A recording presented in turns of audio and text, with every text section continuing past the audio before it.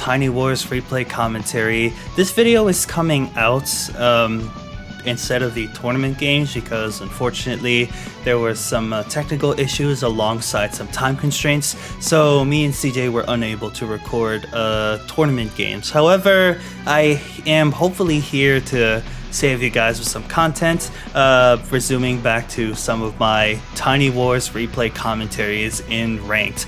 Now I believe this is my 11th ranked game in Tiny Wars. Yep, and yeah, let's just get started. So the map here is called Border Conflict, and it's, as you could see, it's actually a very claustrophobic map. Like, you see all these mountains and all these rivers here. It's a very small and choky map, and there are no airports on here, which is interesting because airports could potentially make it.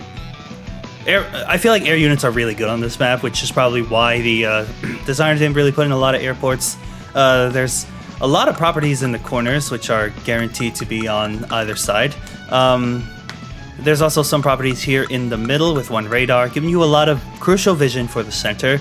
But there's like a lot of one-tile choke points, like the bridge here, and the forest tiles here and here. So artillery are probably going to be really good, especially since there are no air units. They'll be a little bit easier to use. The comm towers are kind of on the outside, but an infantry or a mech from the base here can just like get on the mountain and within 2 turns start capturing the comm tower.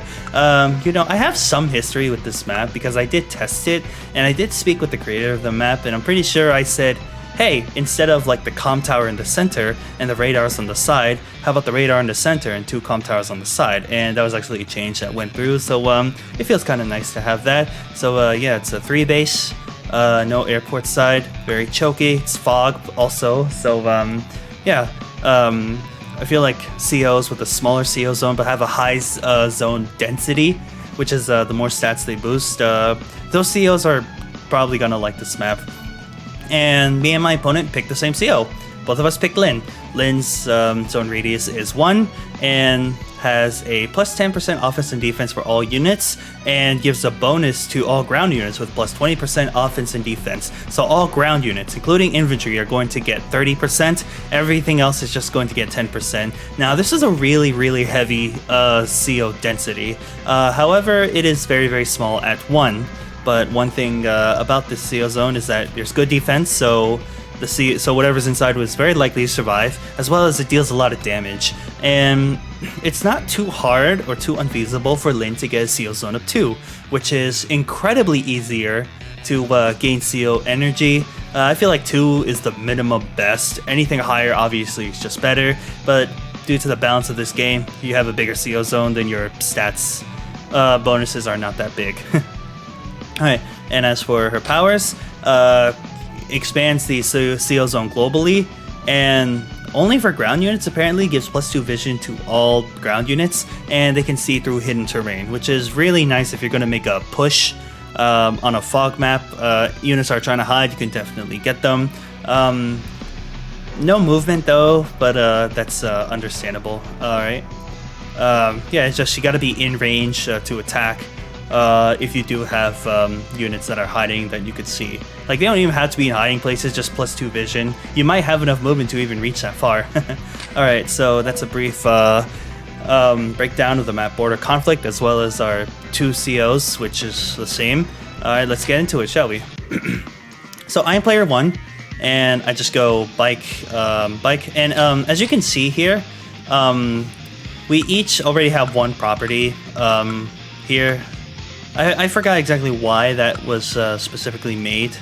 Oops, why that was made, but I can kind of see like some bike potential and all that.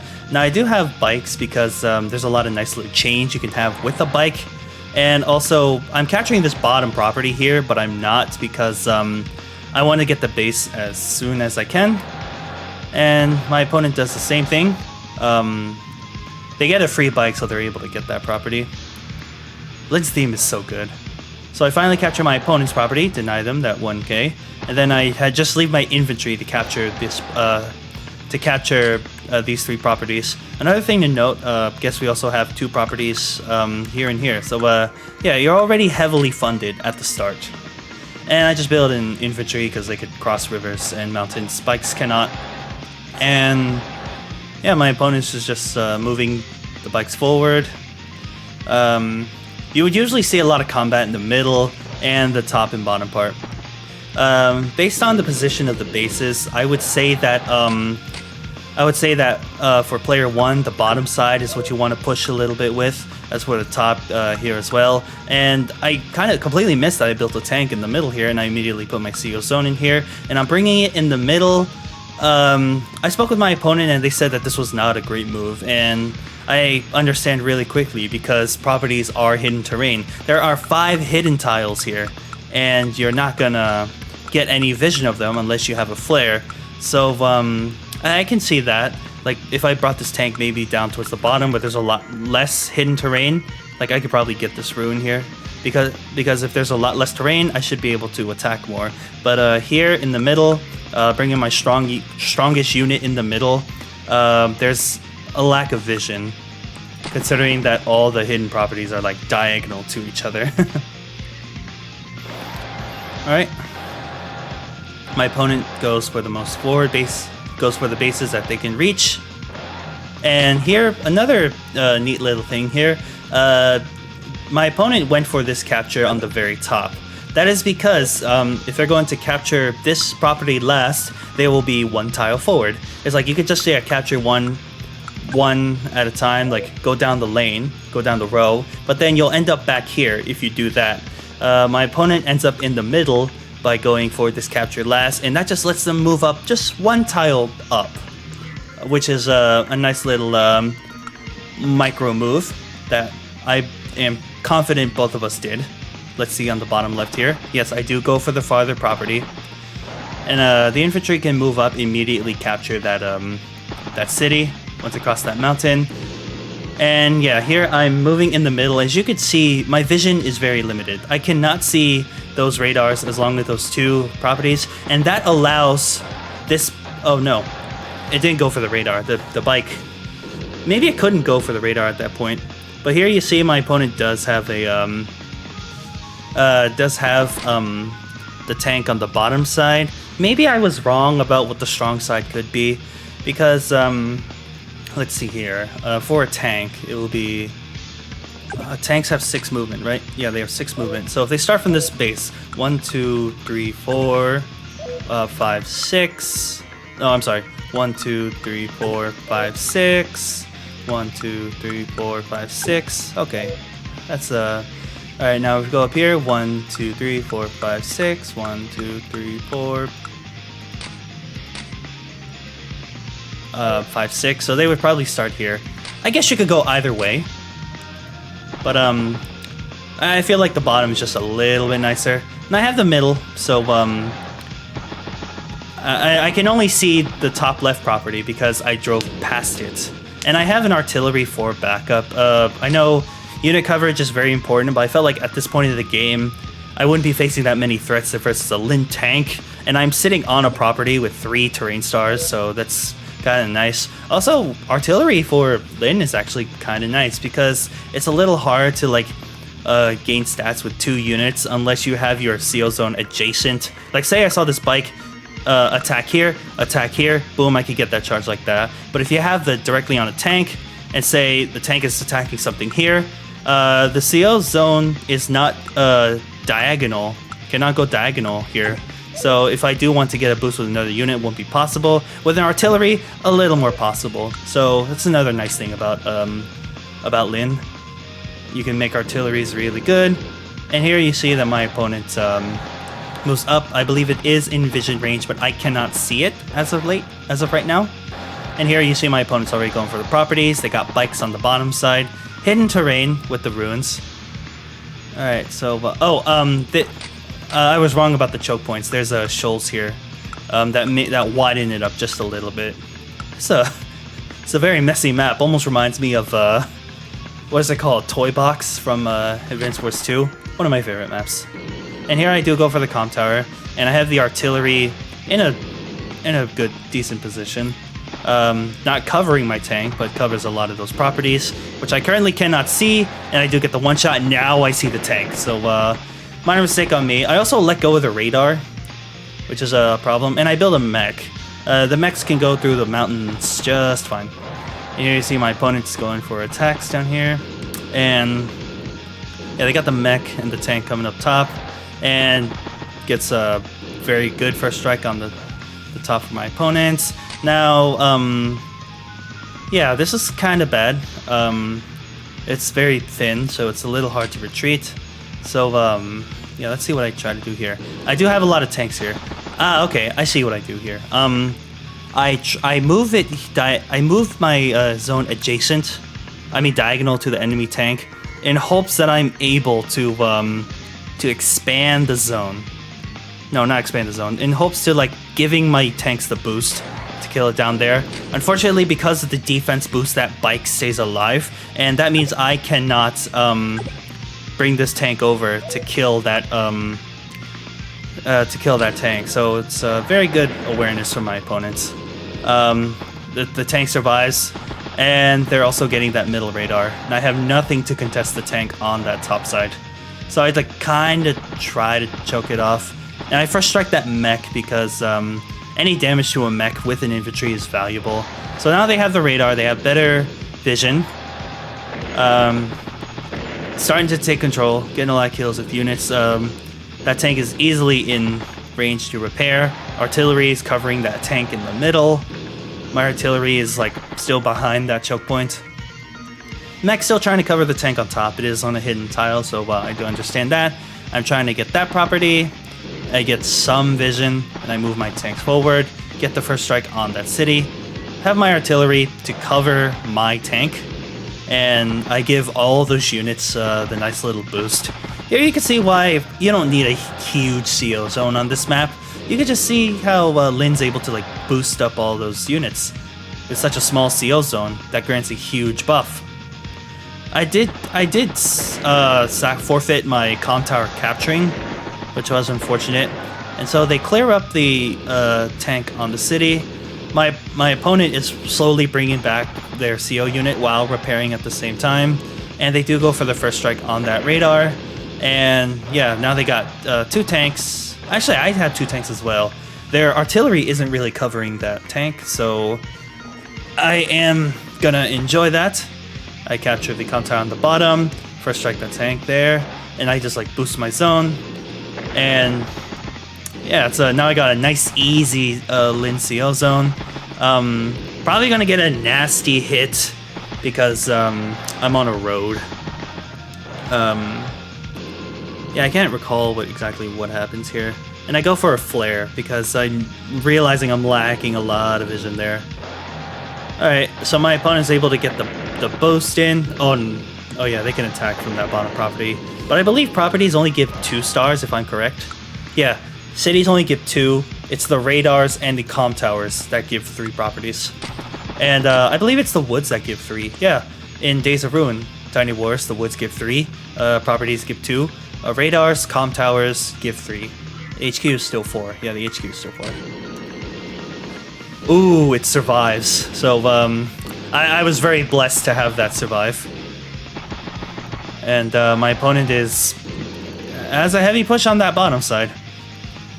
I believe I do try to go for another Lin CO unit kill. Yeah, I do. I capture my comm tower late, minor mistake. And so I try to... Can I do it? Ooh, just 1 HP. I was going for luck rolls, and clearly that just did not work out for me. I probably should have done a lot more calculations. But I was alright with getting the tank down to 1 HP, would have to fall back. But it could join, so maybe not a good idea. Also, my tank is in range of 2 artillery, so yeah, I have 60, but it's very likely to die. I'm in vision. So I think I was expecting that, and I probably build... nope, I don't. I build another tank. It's good to know if your CO like that, if your CO unit's gonna die.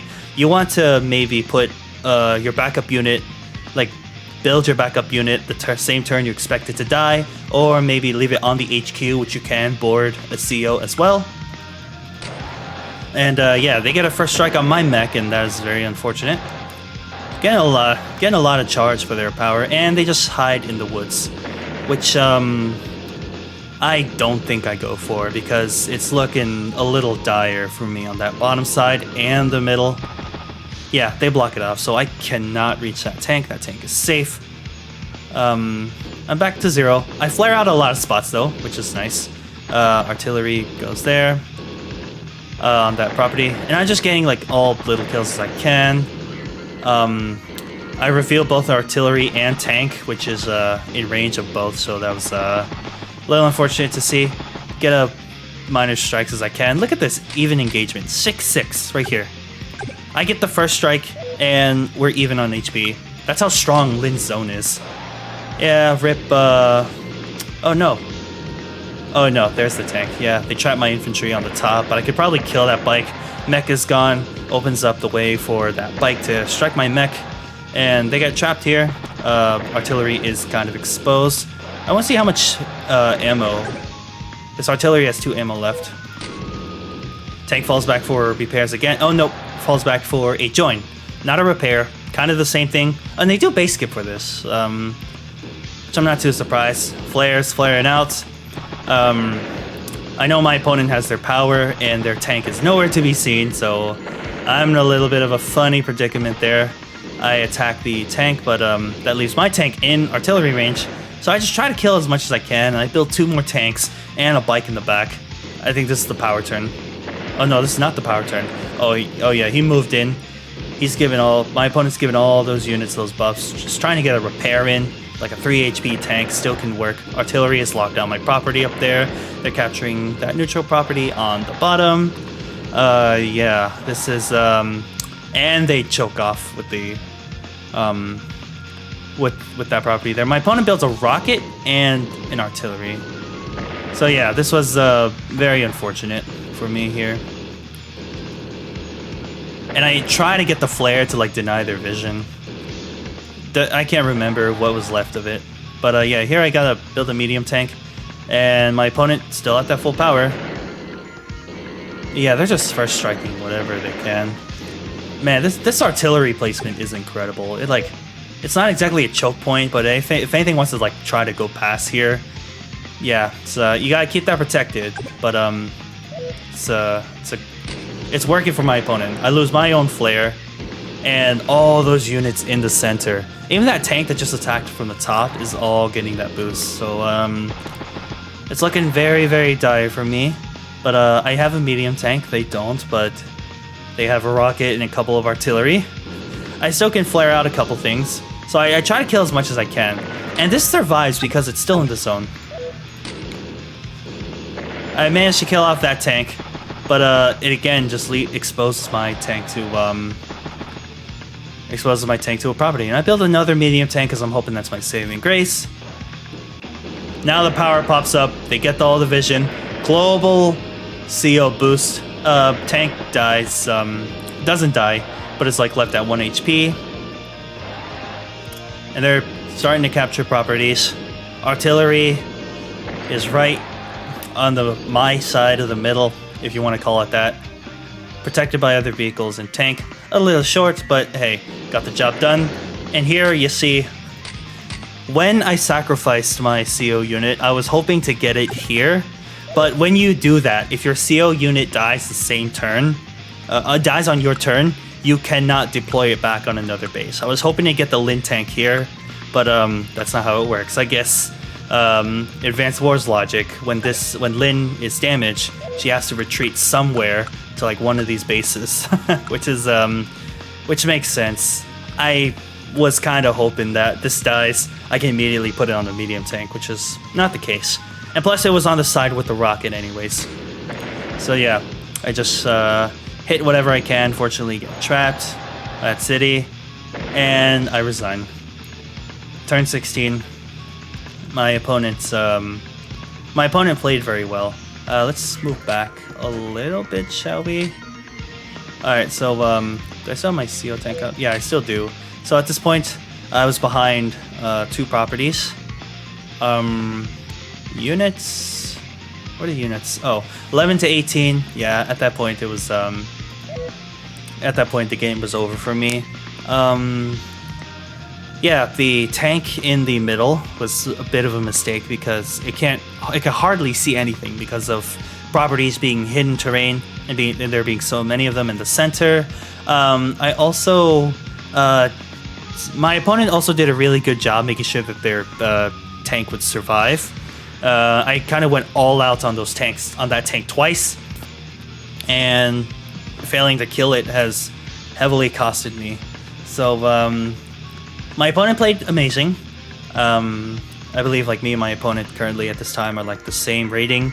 Even when we played this, which was a while ago, it was a good game. I've definitely learned a few more things playing on this map. Yeah, it's just don't go for a CO unit unless you're guaranteed to kill it. Alright, guys and gals, that is it for this Tiny Wars replay commentary. Again, sorry for the lack of tournament games this weekend because of technical difficulties alongside time constraints, but they're all fixed now, but I don't have CJ to commentate with me. I was gladly able to provide this video for you guys. Because I don't want that Tiny Wars momentum to die out. You know, we're getting a bigger community because of you guys. The tournament, and some people showing interest in it, getting like almost the same amount of views as Advanced Wars by Web. It's just incredible to see. Alright guys and gals, thank you so much for watching. Hopefully tournament games resume next week. We'll just have to see. I am Advanced Warrior. You all have my warmest regards. Please take care. Ciao, ciao.